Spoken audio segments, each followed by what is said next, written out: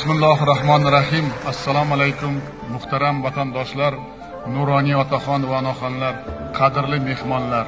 Siz azizlarni, butun xalqimizni, uzoq yaqindagi jami musulmon ummatini davom etayotgan muborak Ramazon oyi bilan yana bir bor samimiy tabriklayman.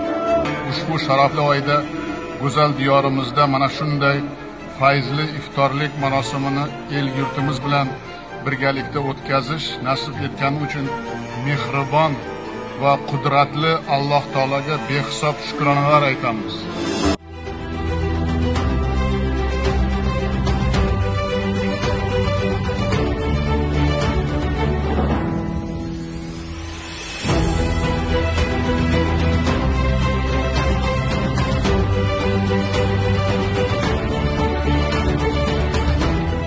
Prezidentimiz nomlaridan amalga oshirilayotgan shunday bir chiroyli iftorlik dasturxoniga xush kelibsiz.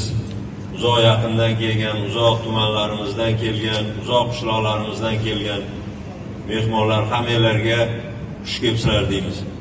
Hech qaysi davlatda yo'q.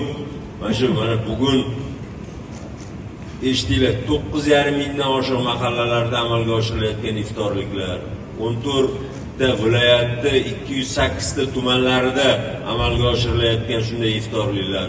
Shu jumladan Navoiy viloyatida ham sizlar bilan birgalikda har bir tuman shaharimizda shunday insonlar yig'ilib bugun qo'lini duoga ochib, yurtimiz tinchligi uchun, prezidentimizning sog'liklari uchun, xalqimiz tinchligi uchun va albatta doim shunday yorug' dunyoda yashayotgan uchun duolar qilinyapti. Bugungi shunday hurmatli prezidentimiz tashkil qilgan iftorliklarda ham albatta biz ham duo qilamizki, yurtimiz tinch bo'lsin, xalqimiz tinch, farovon yashasin, hammamizni baxtimizga yurtboshimiz doim omon bo'lsinlar. Mana shunday tadbirlarni amalga oshirishda har doim bosh bo'lib yursinlar.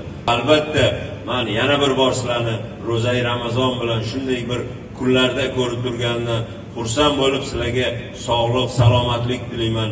Prezidentimizni vakili sifatida prezidentimizni tabriklarini, prezidentimizni mehr muhabbatlarini sizlarga yetkazmoqchiman va doim yurtimiz tinch bo'lsin, viloyatimiz ham tinch bo'lsin.